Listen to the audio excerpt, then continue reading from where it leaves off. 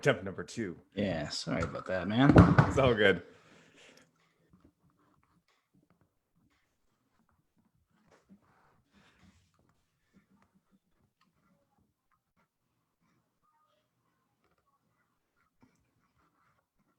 It's gonna be one of those sequential. You got to watch part 1 and then go watch part 2. All right, it looks like we are back. And so for anyone listening, we are back again with WordPress with Andy McIlwain. I am Kevin Wagger, who will be running the chats, and Andy, who is the resident guru and expert over at WP Durham, as well as a few other places, which I'll let you go chat about again, so we don't have to splice those videos together.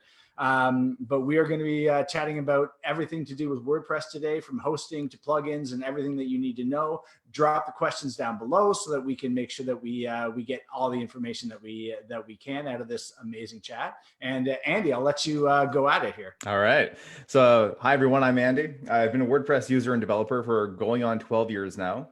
My entire career has been built on WordPress, starting off as a freelancer coming out of college, and then going on to manage WordPress in-house at IT companies, startups, working for agencies, and then doing WordPress development full-time before jumping into GoDaddy back in 2015 to be the community manager for GoDaddy Pro, our partner program for web designers and developers. So I still work with WordPress on a daily basis.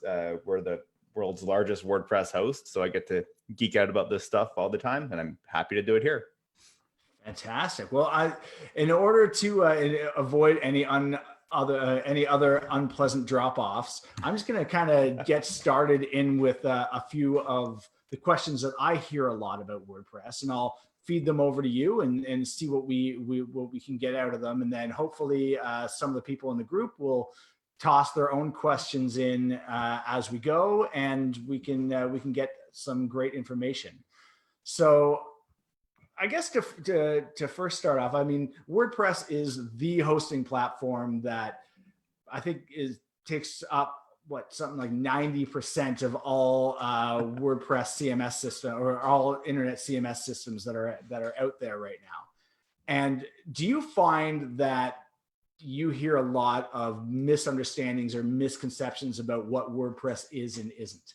Yeah, one of the biggest points of confusion, especially for folks who are just getting started, is what is WordPress? There are 2 different platforms that coexist and are tightly related but are distinct. There's WordPress.com, which is a service, and then there's WordPress, the software itself, the actual CMS, content management system, that you find at WordPress.org.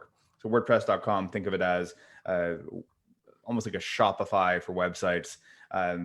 Everything is baked into that service. You're a little bit more restricted on capabilities. Things are tied behind paid upgrades. WordPress, the platform, the open source CMS, that's a platform that works on pretty much any web hosting provider that you're going to find, whether it be with us or any of the other hosting providers out there, including folks who do specialized managed WordPress hosting, where it's hosting built specifically for WordPress and nothing else. So understanding that difference is a pretty important one out of the gate. Excellent. Okay. And the questions are coming fast and furious from the group, but I'm going to ease into some of them because some of them are pretty specific. So when we get to that area, I'll start dropping in some of the questions that I've already seen from Kat and Casey. Perfect. And I'm sure more will come. So at the base of most people's WordPress, initiation is the theme. Mm-hmm. And themes can be confusing because there's a lot of variety in what is out there, what is good, what is not. When people are looking at developing a theme or getting a theme, probably is the more accurate statement for most people. All right, so getting a theme or choosing a theme for their website, what are a few things that they should be looking for?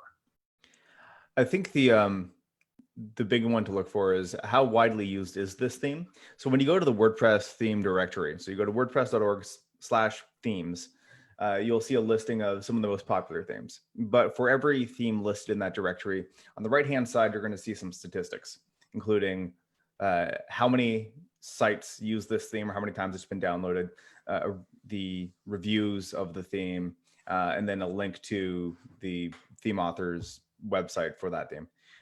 Doing a little bit of investigation out of the gate is really good to get a feel for whether or not this theme is widely used, and what are people saying about it.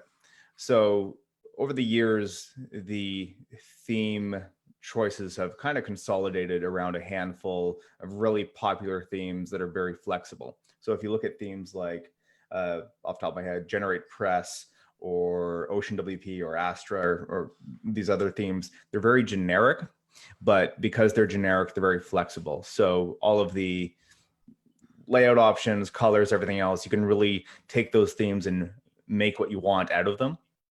And so those ones are very widely used, widely supported, and they all come with some sort of premium upgrade so you can unlock even more customization features and capabilities. So you combine that with the block plugins that are coming out, or the page builder plugins. You can do a lot with these really simple, clean themes. And honestly, that's where I'd start. Even if you're not building a business website, you're blogging, the amount of control or the amount of customization and control that you have over these themes makes them a really good starting point.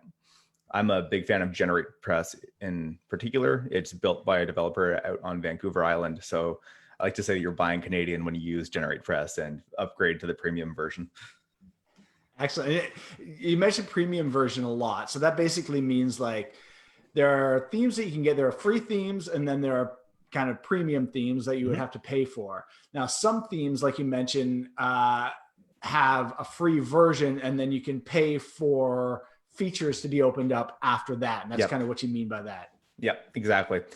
The ones that you're going to find on the WordPress. Do you find, go ahead. Oh, sorry. The ones you're going to find in the directory are all free, those base versions. Oh, no, please go right ahead. So the base versions are all free, and then you're going to have the premium upgrades. And what all the premium upgrades do is they'll unlock additional capabilities, but you can do quite a bit even just with the free versions. So my recommendation is always start with the free versions, see what it's like. If you like what the theme is doing for you, then consider upgrading to unlock more.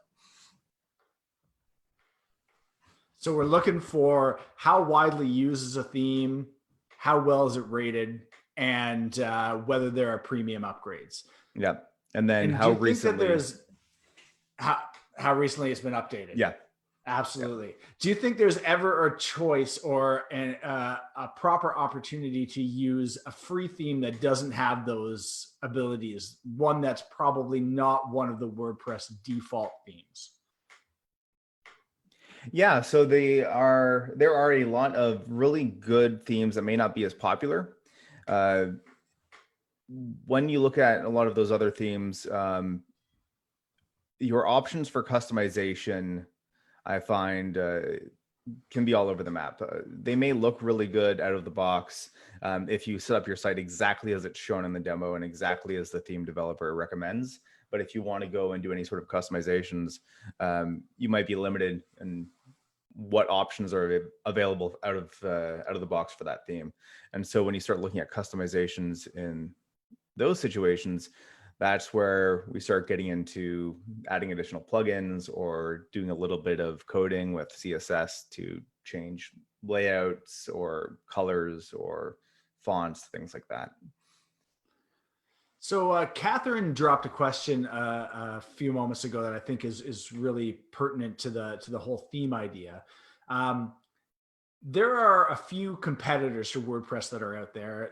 Ones like Squarespace and Wix, and more are coming all the time. Some are enterprise focused, and some are definitely more kind of small business or consumer end focused. How do you find that WordPress fits in with some of these other tools that are out there?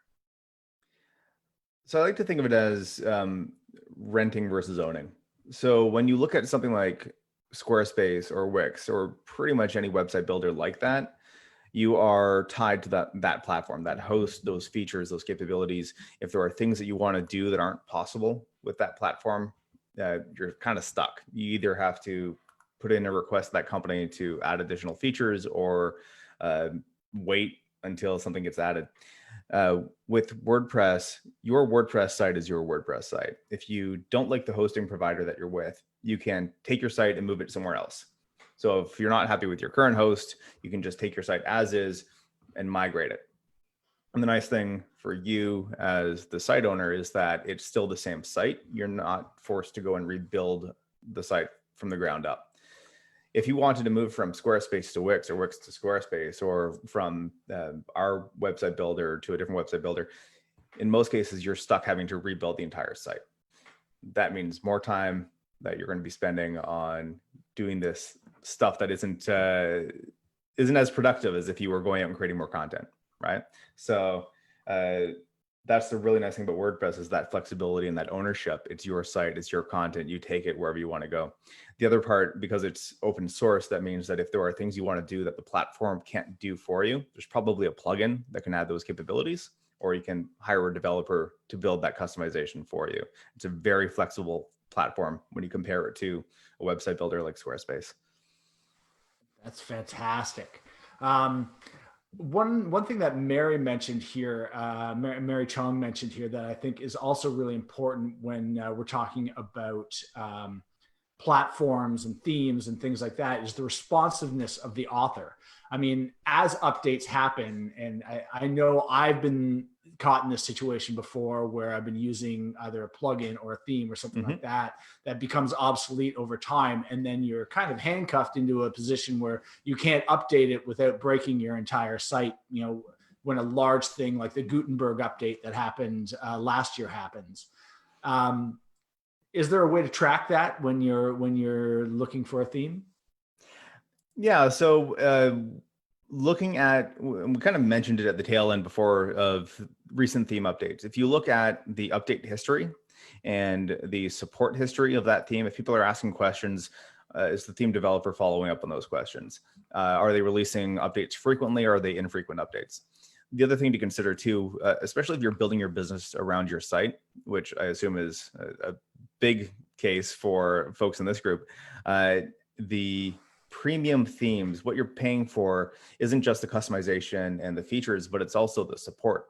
When you upgrade, let's say, so using GeneratePress again as an example, one of the things that you're getting when you pay for the premium version is access to a dedicated support team.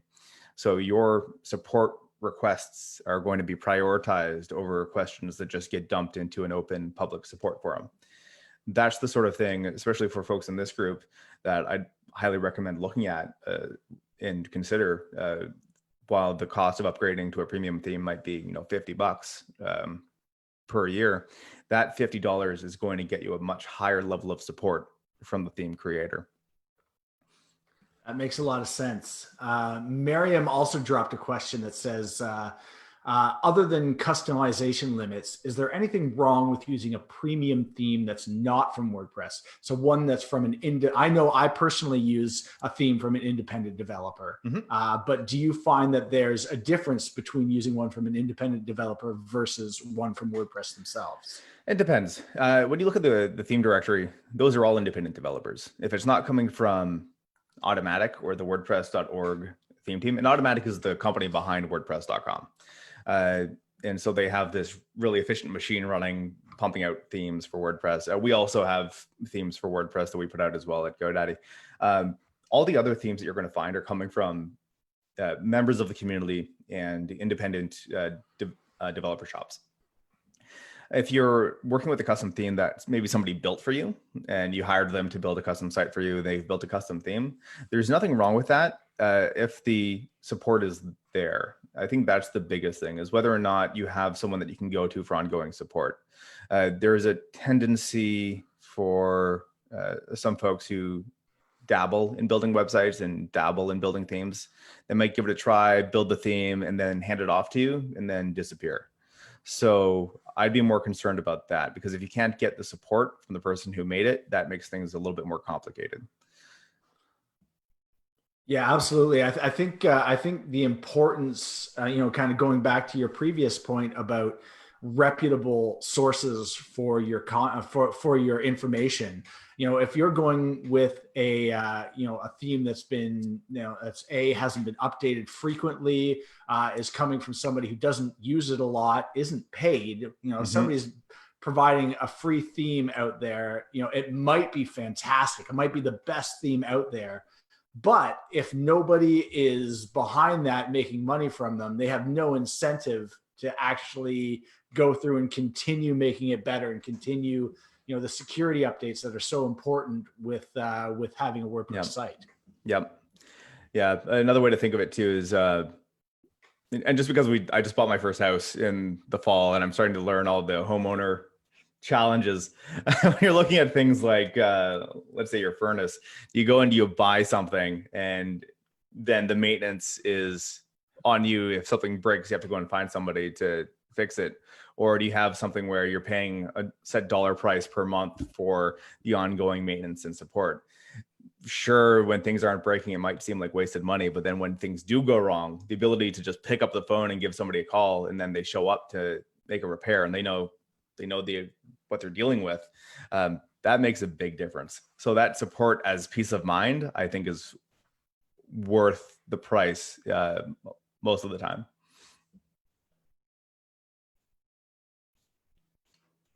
Oh, I think I lost Kevin. I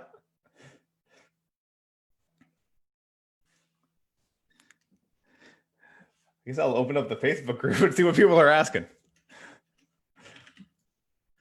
I'm just staring at myself.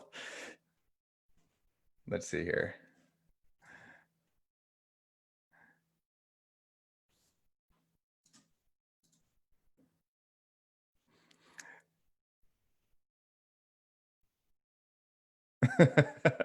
All right, I'm jumping into the comments now. This is now becoming like a Facebook Live / Twitch stream. I should just do office hours every week.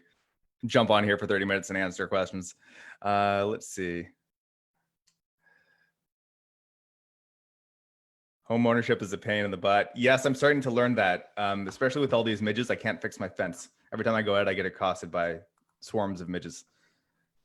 What other comments we got in here? Oh, and he's back. I'm back. Sorry, apparently my internet just decided that it just was going to kick me off, and then it did. But I'm back and welcome. Thanks. I appreciate you fielding the questions while I was gone. Like, all right. I guess you're in charge now.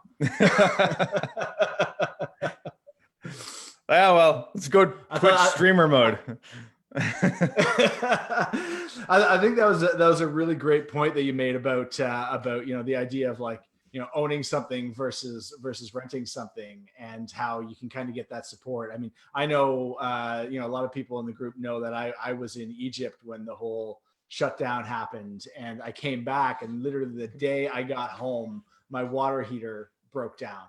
So I had to, my family and I had to spend the entire 14 days of quarantine that we had with no hot water before we were allowed to bring someone in to repair it. So it's the struggle is real. I'm so glad that example turned out to be very timely and very relevant. Did you see it? Were you about to hit up another question, or should I kind of? I saw some questions coming in about plugins, but I don't want to jump ahead if you have. I am going to get to that. I saw that come in from Chris Rutter, and I know Casey's got some questions about Gutenberg that we're gonna get to in a little bit.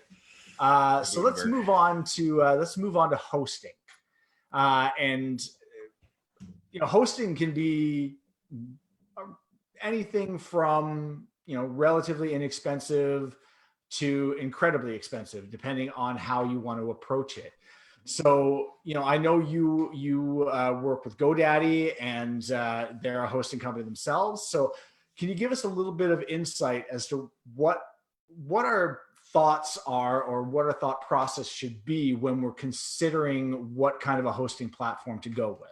Yeah, and it's always it's always a bit awkward for me to talk about it because I do work for a hosting provider. So I think the way to think about it is like the different types of hosting that you can get. The specialized managed WordPress hosting plans that you're going to find tend to be a little bit more expensive. and it ranges depending on who the provider is. But the nice thing about those plans is that they've optimized it specifically for WordPress. So some of the things that a developer might have to do for you, or you'd have to figure out on your own, is going to be baked into it. One of those things is a staging environment. So a staging environment is a copy of your site that you can use to test things out. And then with a managed WordPress plan, you can just push the live version of your website to the staging environment, make changes, push it back.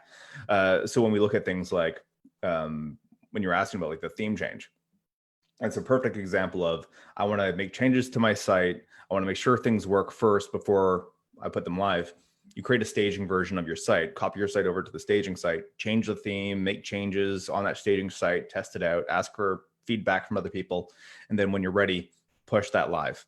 And so things like that, when you're relying on your site as an important part of your business, the staging environment, like that flow, that one feature is going to save you a lot of hassle and a lot of headache. Other things that they all include are the speed performance increases. So caching tends to be one of the big ones. So your site loads faster, or they might bake in some additional features for security and other stuff that you might have to figure out on your own or find elsewhere. So that's the managed WordPress environment. The next one, now, just sorry to interrupt you there. Yeah. But I just wanted to clarify just a little bit about what managed hosting means. Yes. So, thank you. Just because I know some people here probably might not understand that term. Yeah. This is one of those other things too. When you've been working with a certain tech for a long time, you get that curse of knowledge of like, how much do I share? How much is oversharing? So when we talk about managed, what we mean is that those other parts of the hosting situation are managed for you. So you don't have to manage them yourself. The host will manage it for you. Things like plugin updates. Plugin updates, exactly. Security plugin and backups and theme things updates, like that. backups, all of those tasks that are usually on you as the WordPress site administrator, the host will take care of. Yeah. Now, the scope of that's going to vary. A lot of those things are things that a lot of newer or even experienced content creators or bloggers or whatever you want to call yourself tend to forget about until something bad happens, and then they realize, whoops, I should have been paying attention to that. So a lot of those things are what's covered by the managed WordPress. Exactly. Yeah. Especially those automated backups.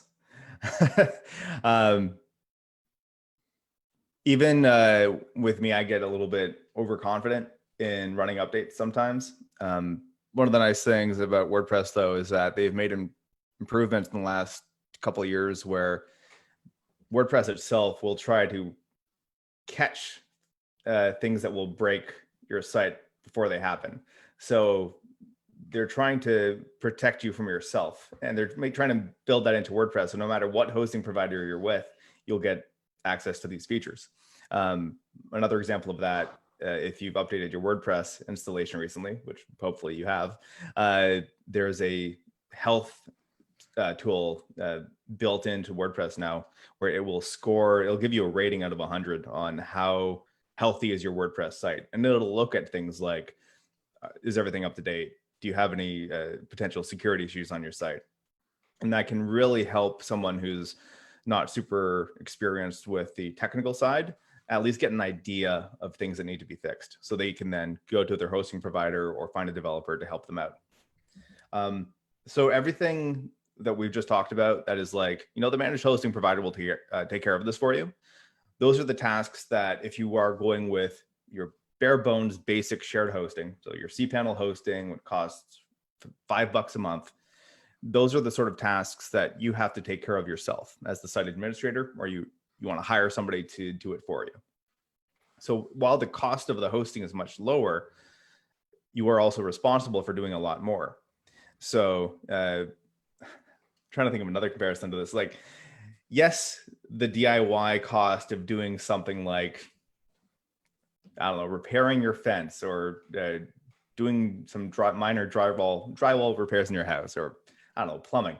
Like, it could be cheaper if you DIY, but then there's the time and the knowledge and the learning as you go and using your own house as the guinea pig to figure out what works and what doesn't. If you're cool with that, just like in taking care of your house, if you're cool with DIY and figuring it out as you go, and you're happy doing that on your site, cool. It's a great skill set to have. But if you'd rather focus on creating content, you don't want to deal with the tasks of site maintenance or administration, maybe you want to put that off to your hosting provider or hiring somebody to take care of it for you. I love that analogy. It brings me back to the whole water heater thing. When I was, we're after 3 or 4 days of cold showers, I was seriously considering just ordering a water heater and installing it myself. And I was looking at YouTube videos and everything like that. And of course, when they, in a YouTube video, you always have all the right tools and all the right everything, and it just goes by like that. Yep. It's beautiful. And then, I finally was like, I'm dealing with, gas and electricity and a few other things that could really make my house worse than it is now. And I decided to kind of wait and hold off on it. And I sat downstairs and I watched the guy who came in and installed it for me. And then I came upstairs and I just looked at my wife and said, there's absolutely no way I could have done that. Like, it looked easy, but that's because he knew what he was doing. Yep. It's great when a contractor is doing it on YouTube. Someone who does this full time is like, look how easy it is. I have all my tools here. Yeah, just reach in and pull out your 6 foot long monkey wrench and then that bolt will come off no problem.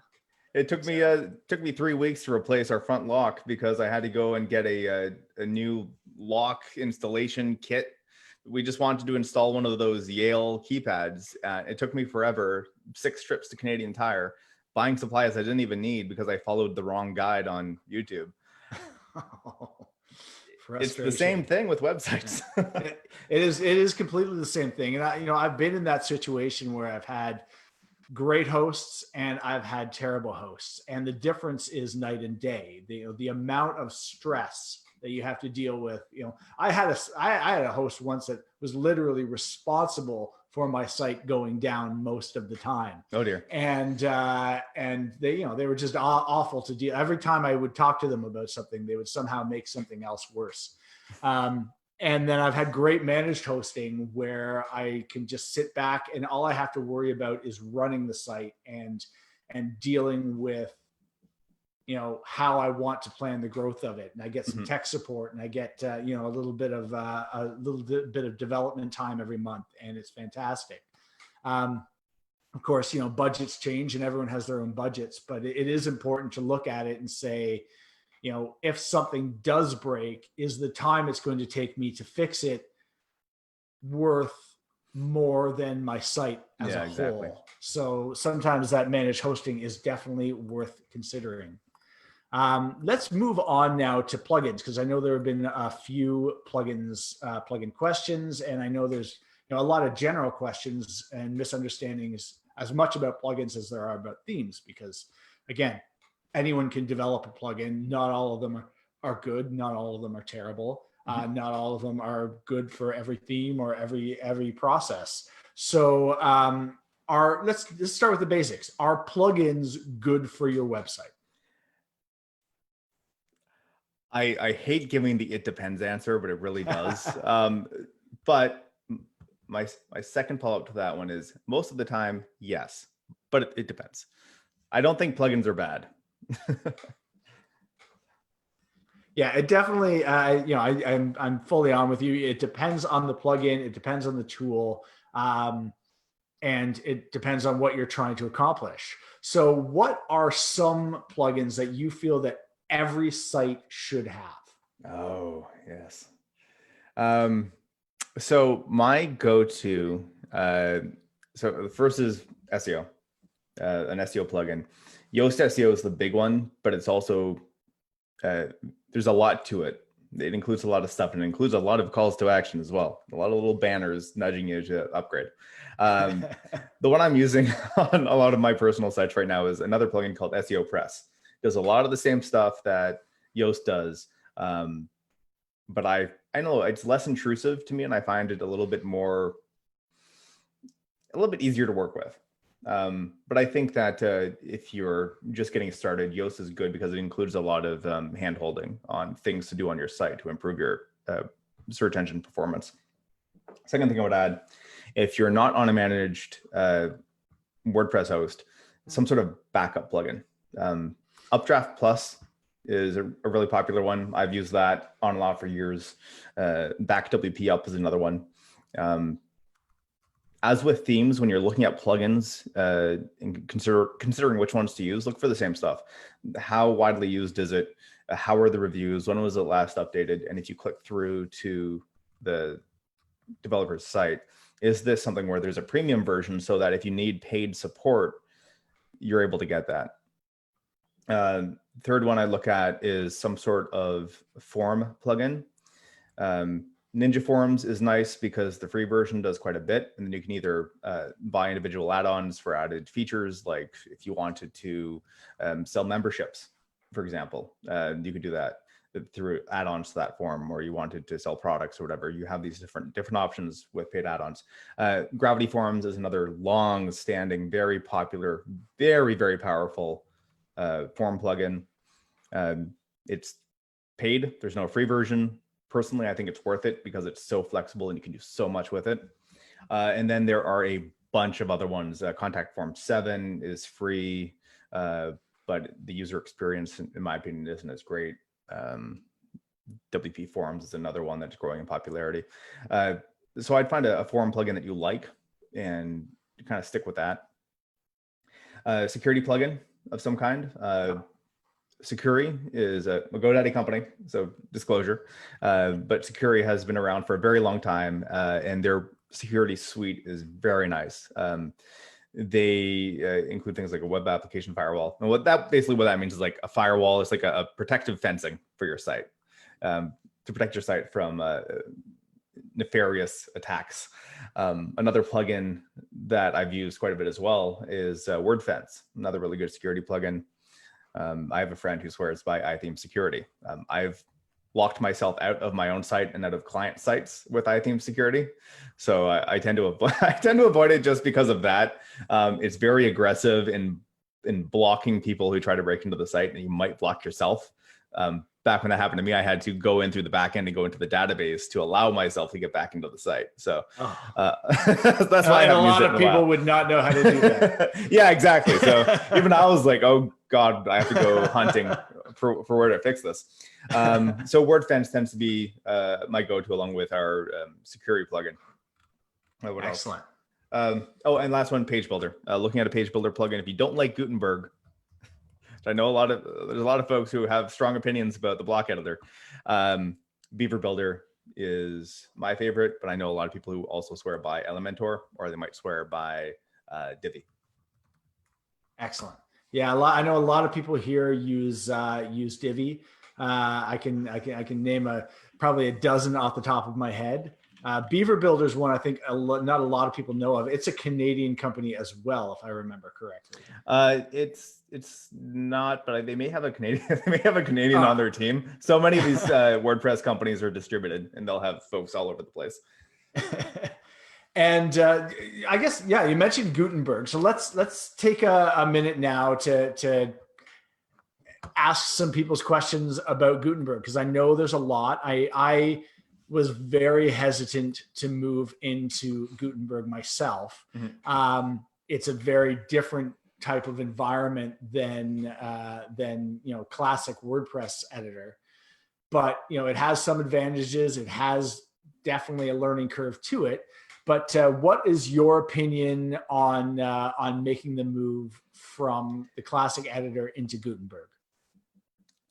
Personally, I love the block editor. I love Gutenberg. I use it on my personal site, and the reason I like it so much is because it opens things up quite a bit. In the old editor, the classic editor, if you wanted to add things like forms or galleries or do different cool things within a post or a page, you were stuck using shortcodes. And shortcodes, you're basically writing code in your post, and it gets really gnarly really fast. And now with the block editor, I can just add a block. And then as you get more familiar with using the block editor, you can do things like / commands. So I can just do / H and just press H, and then it'll come up and say, oh, you trying to add a heading, and I can just select that. So I'm not highlighting text, going up to the toolbar, clicking heading from the drop down, selecting the right heading for creating a subsection in a post. I'm just / off I go. The other thing too, especially for bloggers, is that you're working with a lot of content. So in my case, I do all my drafting in a separate editor. I do all my writing in Markdown in a code editor because I'm a nerd. I'll take that and I'll bring it over into WordPress, and then I can reflow my content really easily. I'm not copying and pasting, instead block by block. So paragraph by paragraph, I can select one paragraph and just nudge it up to go above the block ahead or go below the block below. I can select multiple blocks, moving them up and down. So I have all these options for reflowing content that before would be a lot of copy paste or copy into a different editor, change it around there so I don't break anything, and then paste it back over. I think the biggest issue with the block editor is that it completely changes the experience. And if you're not spending every day in WordPress and you're not getting familiar with the new block editor, it can be really overwhelming at first. So what I would recommend is test out the block editor, and you can use plugins like, I think it's Gutenberg Ramp, where you can select what post types or page types you want Gutenberg to appear on. So at first you may just want to use it only on pages and not on posts. And then you can go into a page and test out the block editor. You can also use a classic block within the editor. So the classic editor you're already familiar with and love, you can still use it. It's just within one block within Gutenberg. But the block editor is where WordPress is going. Like, that's the truth of the matter. So it's better to get acquainted with it now than when more stuff gets piled into it. Because the goal is to get WordPress to the point where it's more like Squarespace, more like Wix, more like our website builder, where you're dealing with a bunch of blocks on a page and it's very visual. Going from the existing or like the historic WordPress experience to that is going to be a big jump. So start easing into it now using what you have available. And it's a lot. If you haven't tried Gutenberg in the last, let's say 3 months, they're pushing out so many updates and the performance is improving so much, so quickly. Give it a shot again. It's better now than it was even 4 weeks ago. Yeah, I was using, and I still am. I honestly haven't updated it yet, mostly out of just laziness versus anything else, on my Wandering Wagger site. And when I started the new site with Chris Mitchell, Ultimate Ontario, we decided, or I decided, because he's come from a Squarespace background, and he graciously allowed me to continue using WordPress as we develop this new site. And I specifically chose to go with the Gutenberg editor because I was like, if I'm going to do it, I might as well just do it now, because I'm starting from scratch, and let's just roll it out. And it definitely has its ins and outs and its pros and cons, but as a whole, I kind of love the way everything about it integrates together. I think it's a very nice, free flowing type of layout that does take a little bit of time, but not maybe as much as most people think. There's a plugin in particular I think is going to be useful for this group. I'm going to put it in the chat. It's called Editor's Kit, and it's a collection of blocks. So this is where the power of Gutenberg comes in, is that you have all these different types of blocks that people can build. And we're starting to see these block collections and templates come out built for specific use cases. So Editor's Kit was developed for people who do content. So Toronto Bloggers Collective is a perfect use case for that. And we're seeing every week like these new blocks come out where it's addressing like some specific pain point or collections of blocks. So that flexibility and that ecosystem is really growing as well. Fantastic. All right, let's move on, because I think this is a topic that people in the group could literally talk about all day, because it's so core to everything that everyone is involved in on a day-to-day basis. But let's move on to another sore point for a lot of people, and it's become more important in recent years especially in the last 6 months, as Google has moved this to one of the highest priorities in every site, and that is site speed. Yes. What are your tips for maximizing site speed, because it's such an important topic? So we actually just had a site clinic a couple weeks ago at WP Durham. I'll grab the post link in a moment and drop it in chat. But we had a few sites come up that were really slow, and hosting gets called out a lot, and that's part of it. Like, the host is going to be a major one, but more than that, it's what are you putting on your site? And time and again, I've found that images are a big one, especially for bloggers. If you are taking a high res image that you've shot on your DSLR and you're putting it in at a very high resolution, one is that it's overkill. How it's going to appear on a mobile device or on a monitor is not going to be in line with the resolution that you would use for print, for example. So you can size that down significantly and still retain the quality, especially if you're a pro photographer and you're doing stuff in Lightroom, exporting that thing for web in a lossless format. You are going to have a nice sharp image that is going to be much smaller in file size, especially for posts. If you have a bunch of images within the post, that is going to take a while to load. So compressing your images, sizing them down, maybe running them through a service like, there are some free websites you can use, like CompressJPEG or CompressPing.com. And there are also dedicated services like Kraken and Smush that will compress your images in a lossless format as well. I listed a whole bunch in this blog post on WP Durham. I'll drop the link in. Check those out, and that'll take you quite far, especially as a blogger. The other thing is caching on your site. So if you're on a managed WordPress host, caching is going to be taken care of. They all bake caching into it. And what caching does is it means that when a WordPress site loads, typically it's generating every page view every time someone hits that page. In most cases, you don't have to change that page every single time. It doesn't need to generate every single time, because that page is that page. There's nothing on the page that's changing over time. So a caching plugin or a caching solution will say, we're going to take that version that generated that one time, we're going to save that version and share that same version with everybody else who comes to this page until that cache resets. So that's going to also take a lot of load off of your server. So using a caching plugin or a caching service, Supercache is one that I used quite a bit. That's one of the free plugins. It comes from Automatic. You'll find it on WordPress.org in the plugin directory.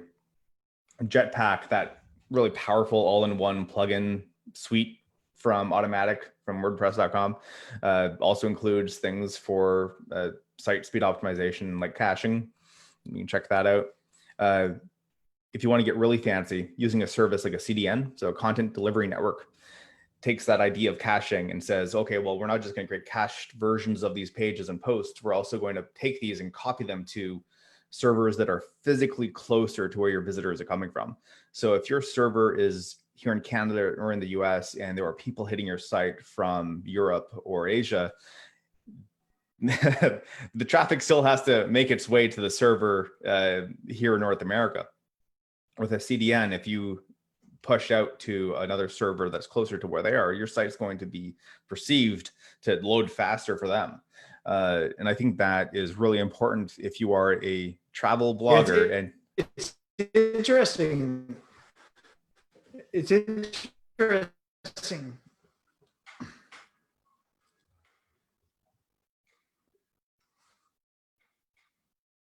Kind of lost you there.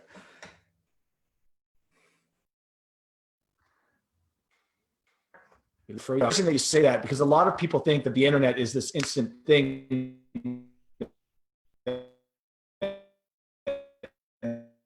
No matter where you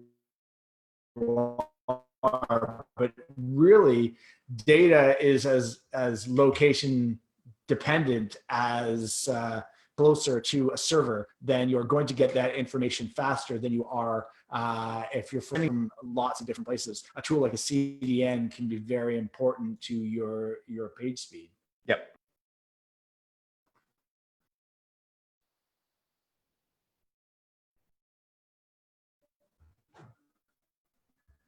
Far about the page speed, so that's good. You mentioned a while back about security plugins and tools. Security is such an important part of I've heard those, or bot attacks and things like that. How crucial should our thinking be when we're looking at our websites and the security involved in it? I got, I think, 60% of what you just said. Oh. The rest of it was very robotic. Basically, what I'm asking about is security. How much of an importance should we place on the security of our websites? Security is very important. Security matters for speed. So having an SSL certificate on your site, so it's HTTPS encrypted, it's going to make your site faster. It's better for SEO. It's better for your visitors. Your site's going to be flagged if it doesn't have an SSL cert, if it's not HTTPS enabled. Now, an SSL certificate, for those of you who don't know, because I know there's a few people in the group who might not have that certification or might have heard of it but didn't really know how to approach it, is basically something that you get from your host that says your site is secure. It's a safe place for information to be transferred, and it takes your website and it changes it from an HTTP leader at the beginning of your URL to an HTTPS. Yep. And that is basically telling Google that this site is a safe place to put your information, and you can trust it, versus one that's older and maybe has less security involved in it. Yeah. It says that the connection between the user and the site is secured. So SSL, having a secure site, is table stakes at this point. There are different levels of that security for encryption. If you are taking credit card payments on your site, you might want to consider a more secure level, so that it's not just saying that the connection is secure, but this website is it's tied to an organization. And that's where when you go to a site like Amazon, you look in the browser, in the address bar, you're going to see a different security level of security than if you were to go to Facebook, or if you're going to go to someone's blog. So that's the connection part. And that's important for SEO and speed and everything else. The other part is protecting the data that you collect. So if you are selling things on your site, if you have a membership site, the information that you collect from your customers has to be protected. There's a bunch of different regulations. I am not a lawyer, disclaimer, but there are a bunch of different regulations around how that information is stored, what kind of information is stored, making sure that people can access the information that they store. If they want to opt out and get the information that you have on them, they should be able to do that.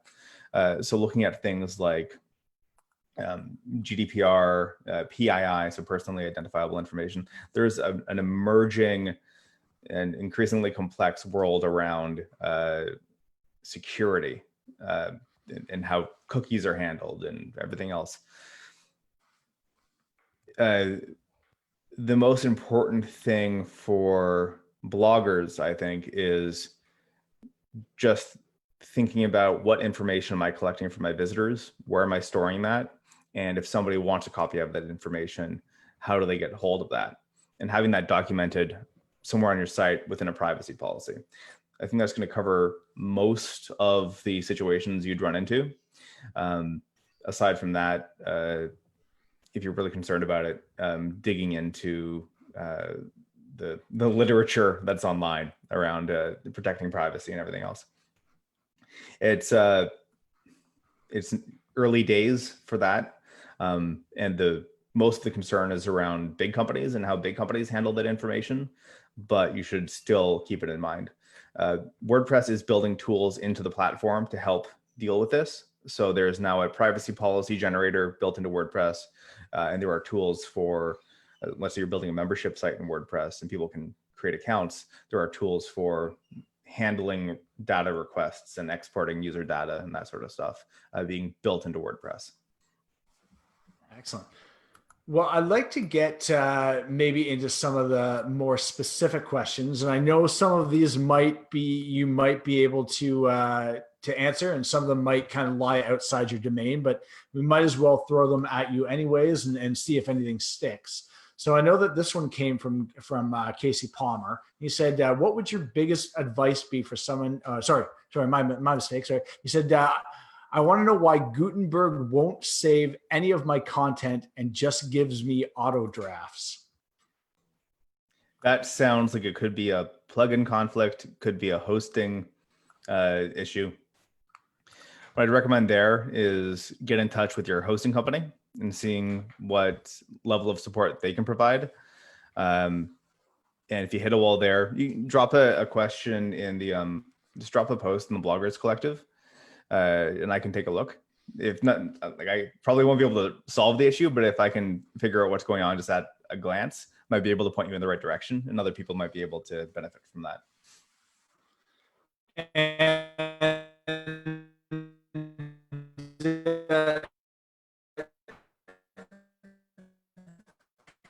if somebody was looking to start their first website or start what kind of advice would you give them as to how to properly get started to avoid as many headaches as possible? I'd say trying out one of the managed WordPress hosting providers. So for example, like we do WordPress hosting at GoDaddy, but there are other specialized ones as well. Starting with that, because the onboarding experience has been built to help you get up and running quickly, and it will take care of a lot of the initial setup.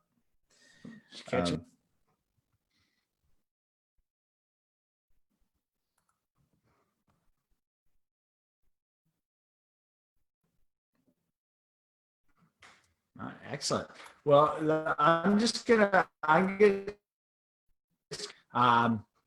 looks like the questions have dried up. So one came in from Mary Chong here, asking about something that you're familiar with or not, because it's a bit.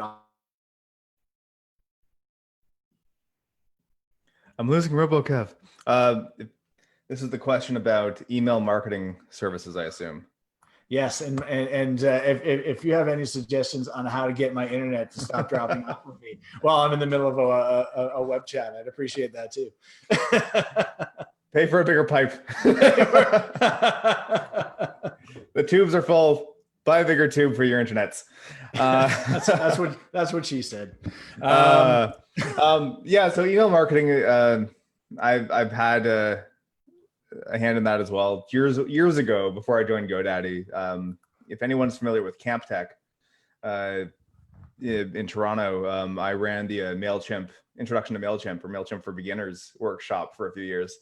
I'm a big fan of Mailchimp, but other ones that you might want to look at. Well, it depends on what you want to do. I like HubSpot is doing a lot of interesting things that in the free CRM space. That might be a good fit. Another one you could look at is ActiveCampaign if you're doing more advanced stuff. ActiveCampaign does a lot of the autoresponder type smart marketing integration. Beyond that, I'd say you just have to kind of do some research, check different Facebook groups, see what other people are using. I haven't been doing active email marketing for a while. And if I were starting again today, I'd probably either go with what we have at GoDaddy, or I'd take a look at Mailchimp, depending on how sophisticated it needs to be.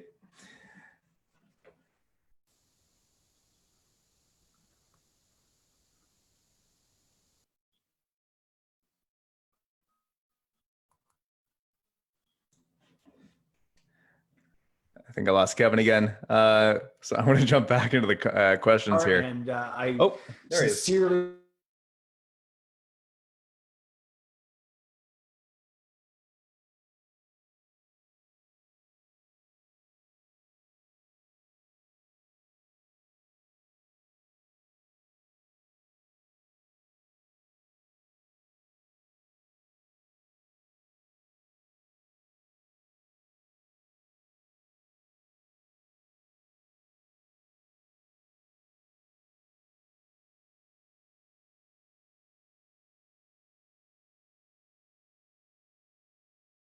There he goes.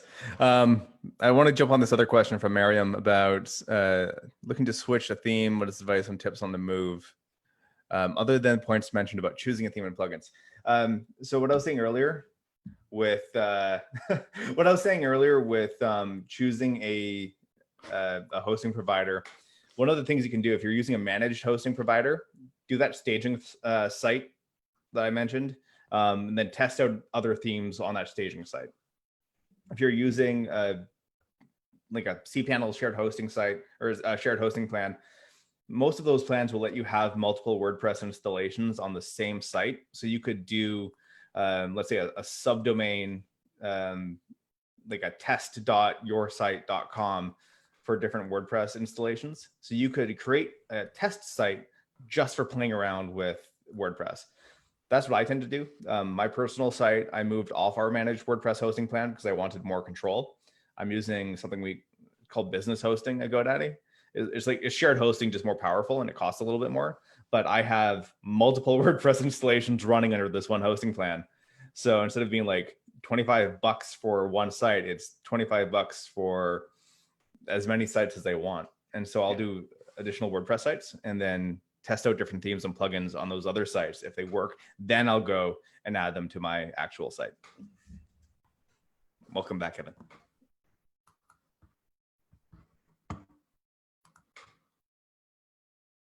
I'm back again.